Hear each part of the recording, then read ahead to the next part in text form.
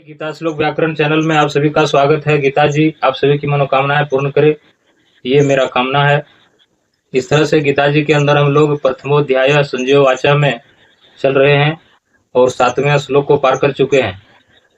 8वें श्लोक पर हम लोग पहुंच चुके हैं और इस तरह से आप श्रीमद् भगवत गीता जी के शुद्ध श्लोकों का शुद्ध उच्चारण के लिए आप इस चैनल को सब्सक्राइब करें, लाइक करें, कमेंट करें और इस तरह से इस वीडियो में अंत तक बने रहें।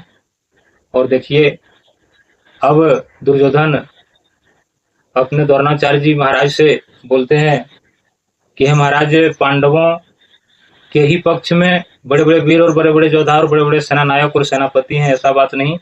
हमारे भी पक्ष में, हमारे भी दल में बड़े बड़े वीर और बड़े बड़े सेनापति और बड़े बड़े धनुर्धारी हैं और उसको मैं बताता हूँ, आप ध्यान दीजिए। और 7वें श्लोक में बताए थे कि अस्माकं तु विशिष्टा ये तान निबोध में द्विजोतम नायिका सैन्यस्य संज्ञार्थम तान ब्रवीमि थे। जो हमारे पक्ष में विशिष्ट विशिष्ट सेना नायक और महारथी हैं, मैं उनका दृष्टिगोचर करवाता हूँ, आप ध्यान दें। और इस तरह से 8वें श्लोक दुर्योधन बोलते हैं द्रोणाचार्य जी से, कहते हैं कि हे महाराज, हमारे पक्ष में जो है अब मैं उनको बताता हूँ। देखिए कैसे बताते हैं, कहते हैं कि भवान भीष्म च कर्ण च कृपा च स्मृतिंजय अश्वत्थामा विकर्ण च सोमदत्ति तथा एव च। उच्चारण पर एक बार ध्यान दीजिए, क्योंकि यहाँ पर उच्चारण लोग अक्सर गलत किया करते हैं। यहाँ पर उच्चारण करते हैं भवान भीष्मश्च, तो इस तरह से भवान भीष्मश्च उच्चारण नहीं होगा, उच्चारण होगा भवान भीष्म च। इस तरह से भवान जोड़ भीष्म जोड़ च, इस तरह से उच्चारण होगा।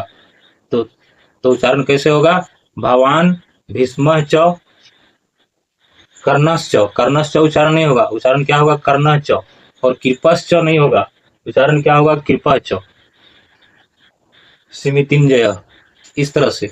और नीचे के लाइन में देखिए अश्वत्थामा विकर्णश्च, ऐसा नहीं होगा, अश्वत्थामा विकर्णच। यहाँ पर देख लीजिए विकर्ण जोड़ च, अश्वत्थामा विकर्णच।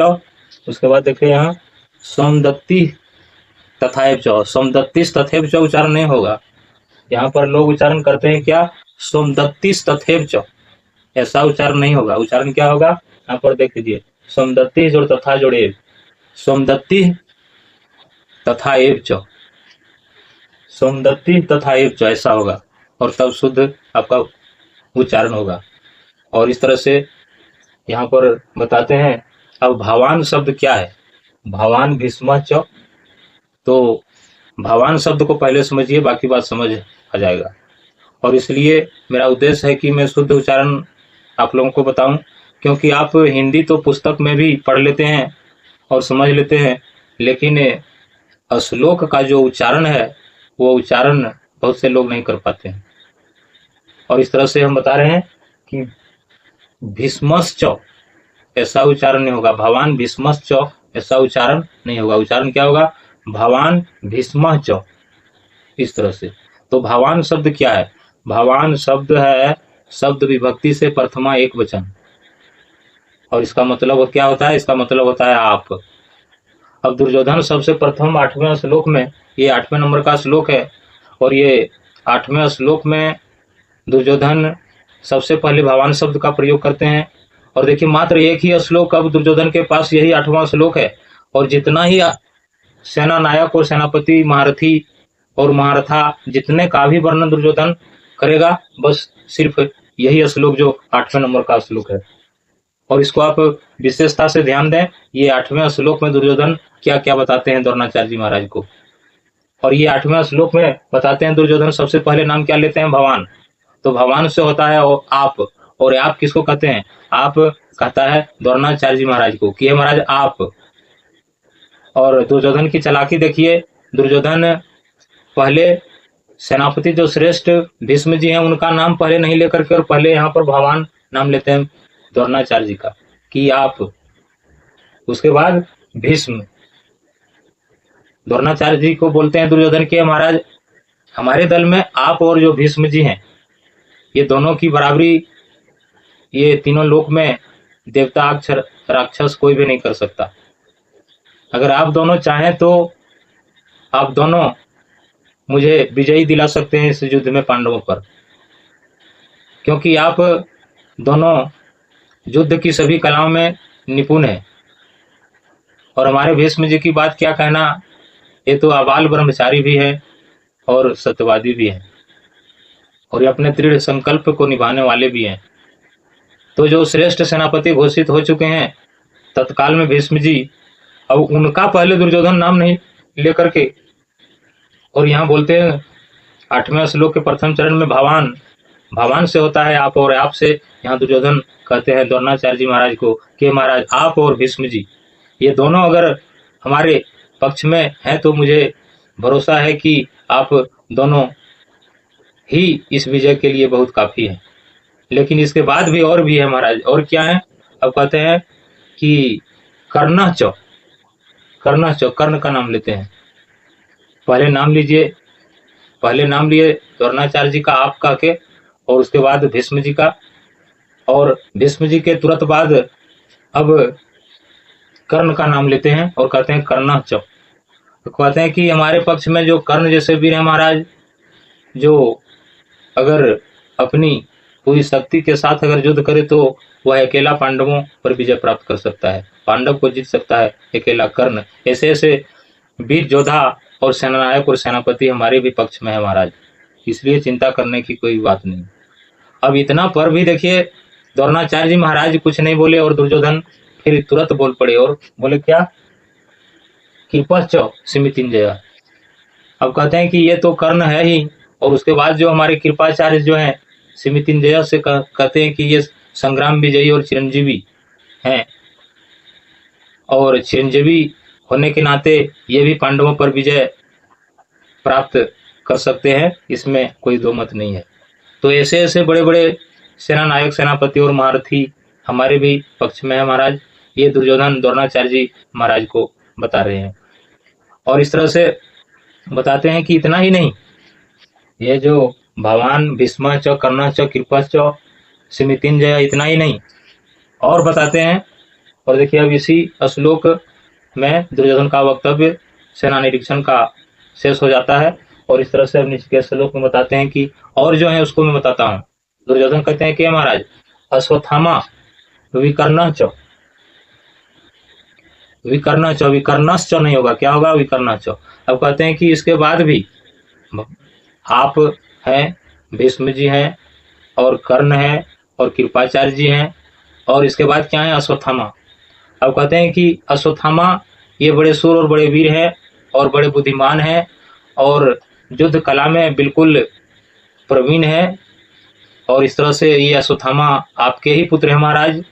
और दुर्योधन कहते हैं कि महाराज आपका जो पुत्र अश्वत्थामा है, और जिनका शिक्षा दीक्षा और अस्त्र शस्त्र की विद्या जिनको आप ही ने सिखाए हैं, और आप ही के समान जो शस्त्र चलाने में और युद्ध में निपुण है, ऐसे अश्वत्थामा वीर भी हमारे दल में है।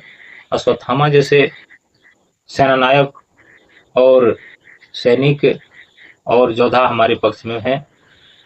और उसके बाद बताते हैं, अश्वत्थामा के बाद बताते हैं विकर्णच। अब कहते हैं कि हे महाराज सिर्फ पांडव के पक्ष में ही धर्मात्मा योद्धा है ऐसा बात नहीं, हमारे भी पक्ष में धर्मात्मा है जिसका नाम विकर्ण है, जो मेरा ही भाई है महाराज।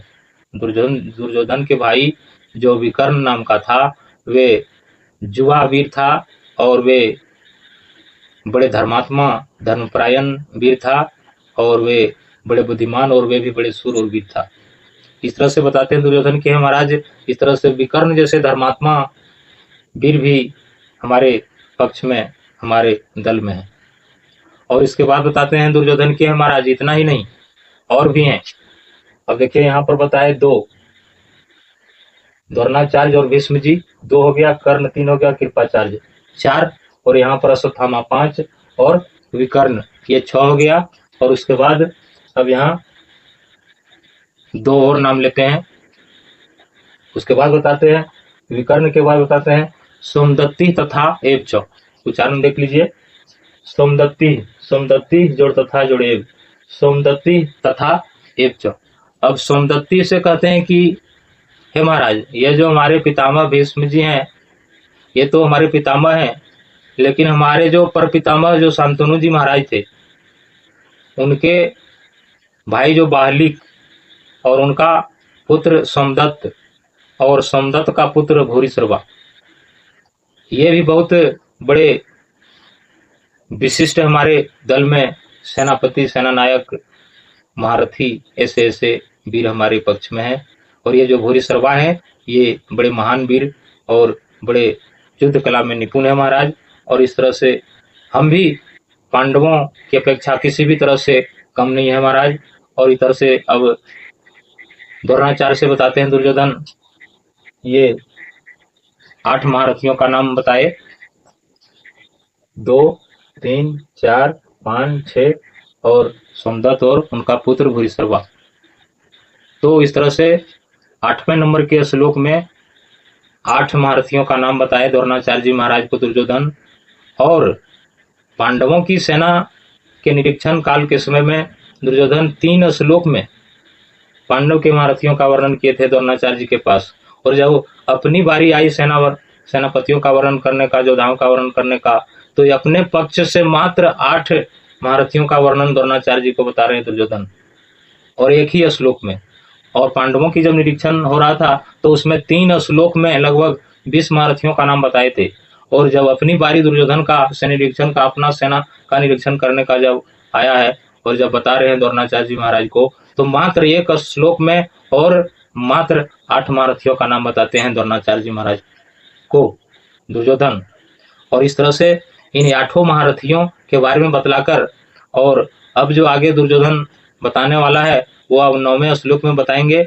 और इस तरह से आप गीता के श्लोक का शुद्ध उच्चारण के लिए गीता श्लोक व्याकरण चैनल को सब्सक्राइब करें, लाइक करें, कमेंट करें और शेयर करें, ताकि घर घर में फैल जाए और हमारे देश के हर बच्चे, हर जवान, हर बूढ़े, हर भाई, हर बहन, हर कोई इसका लाभ उठा सके और गीता जी के बारे में कोई अनभिज्ञ न हो और स्पष्ट रूप से इस संस्कृत का सरल अर्थ भी जान सके।